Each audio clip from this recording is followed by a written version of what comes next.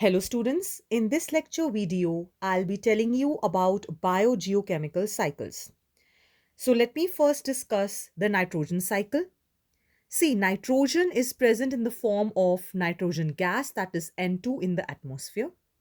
This cannot be easily utilized by the plants. So it has to be fixed in certain organic forms. That is done by rhizobium or azotobacter. These are bacteria which will fix this nitrogen in the absence of oxygen in the root nodules of leguminous plants. Now, after this fixation, N2 gets converted into ammonia. Further, there are nitrifying bacteria which will convert these into nitrites and nitrates. Then, with the help of denitrifying bacteria, it will again produce nitrogen back in the atmosphere. So, the take home message from here is that how the nitrogen is being cycled back in the atmosphere. So, first step is the plants they cannot take up N2, so it will be converted into organic form, into ammonia called as ammonification. When ammonia gets converted to finally nitrates, this step is called nitrification, and nitrates to N2 or nitrogen gas, denitrification.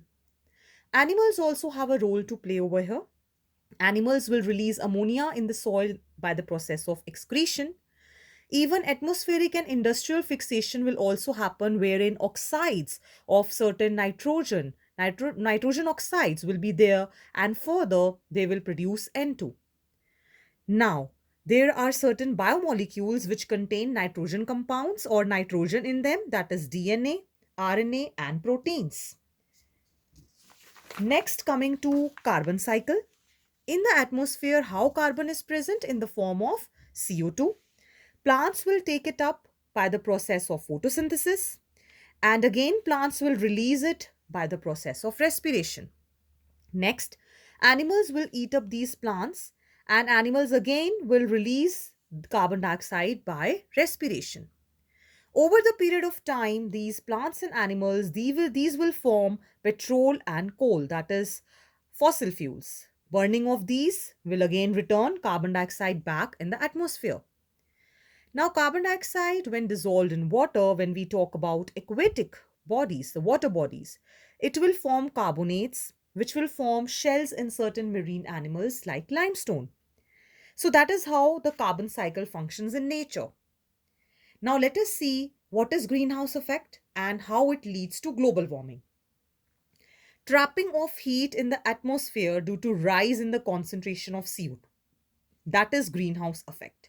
So what happens that heat is being trapped, the one wavelength is being trapped, and the other one which is reflected back is not able to go out. Like in case of glass windows, if we see in summers, the heat is trapped. That is greenhouse effect. Because of greenhouse effect, or you can say the consequence of greenhouse effect is global warming, which means there is average increase in temperature due to the greenhouse effect. Next, coming to oxygen cycle, it's really simple. Oxygen in the atmosphere will be taken up by animals, and then the respiration process will happen. They will release carbon dioxide and water.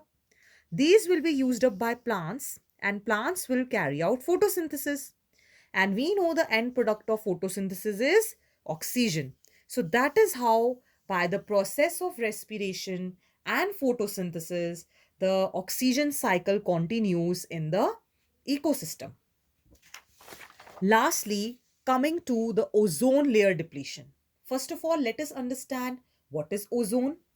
Ozone is O3 molecule, or you can say triatomic molecule of oxygen.